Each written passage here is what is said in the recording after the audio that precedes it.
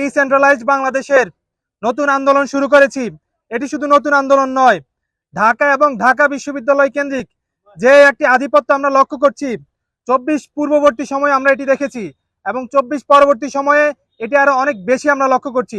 যার কারণে রাজশাহী বিশ্ববিদ্যালয়ের শিক্ষার্থীরা নয়, শুধু সারা দেশেই আমাদের সাথে একাত্মতা পোষণ করে বিভিন্ন প্রতিষ্ঠানের শিক্ষার্থীরা আমাদের এই আন্দোলনে অংশগ্রহণ করেছেন এবং আমাদের এই আন্দোলনে একাত্মতা পোষণ করেছেন। সম্মানিত উপস্থিতি, আজকে যে ডিসেন্ট্রালাইজড বাংলাদেশ এবং বাংলাদেশের সকল স্টেটকে তার পূর্ণ অধিকার ও মর্যাদা নিশ্চিতকরণের লক্ষ্যে আমরা কিছু সুনির্দিষ্ট দাবি প্রণয়ন করেছি।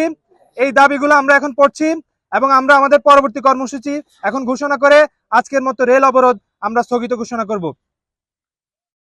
রাজশাহী বিশ্ববিদ্যালয় দাবি নাম্বার 1, রাজশাহী বিশ্ববিদ্যালয়, চট্টগ্রাম বিশ্ববিদ্যালয়, জাহাঙ্গীরনগর বিশ্ববিদ্যালয়, জগন্নাথ বিশ্ববিদ্যালয়, 7 কলেজ, প্রাইভেট বিশ্ববিদ্যালয় সমূহ, জাতীয় বিশ্ববিদ্যালয় এবং মাদ্রাসা সহ বাংলাদেশের সকল স্টেকদের যোগ্যতার ভিত্তিতে রাষ্ট্র সংস্কারে অংশগ্রহণ নিশ্চিত করতে হবে।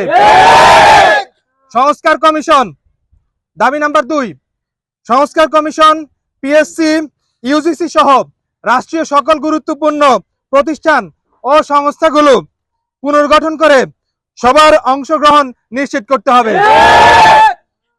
দাবি নাম্বার 3, ডিসেন্ট্রালাইজড বাংলাদেশ গঠনে দ্রুত সময়ের মধ্যে একটি রূপরেখা প্রণয়ন করতে হবে।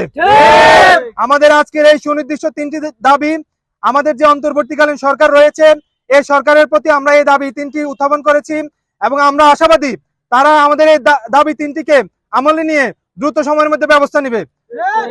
আমাদের আজকের এই আন্দোলন আমরা এখানে স্থগিত ঘোষণা করছি।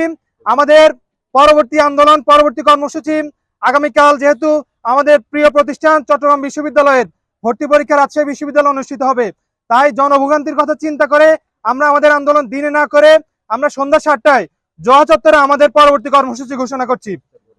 ইফতার পরবর্তী সময়ে জোয়া চত্বরে সন্ধ্যা 7টায় আমরা আমাদের কর্মসূচি ঘোষণা করছি। সেই পর্যন্ত আমাদের আজকের এই আন্দোলন সমাপ্ত ঘোষণা করছি। সবাইকে ধন্যবাদ জানাচ্ছি।